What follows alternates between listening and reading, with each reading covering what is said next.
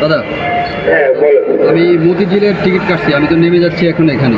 সমস্যা নাই, নেমে যান, ভিতরে জমা দিয়ে নেমে যান।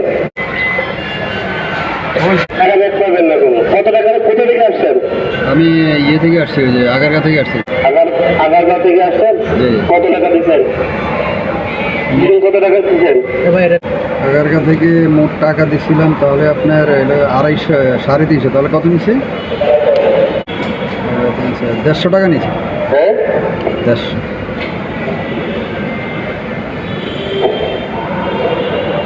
এইখানে জমা দিয়ে বেরিয়ে যান। টাকা দিবেন না? 10 টাকা ব্যাক পাবেন না তো, এখানে টাকা ব্যাক হয় না। আপনি এখানে যাইতে পারেন, তো আমাকে যে কম টিকার দিয়ে এখন যাইতে পারবেন, সমস্যা নাই, নদী যাইতে পারবেন। না, মতিঝিল আমাদের ভুলে কেটে। তাহলে ওখানে নেমে যান, টাকা ব্যাক হয় না। কত?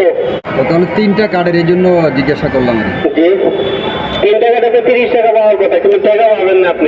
আমরা টিকিট কাটার সময় আপনারা যদি ভুলে টাকা কম নেন তাহলে ঠিকই যে স্টেশনে আমরা নামবো সেই স্টেশনে আপনারা আটকে দেন এবং আপনাদের টাকা ঠিকই নিয়ে যান।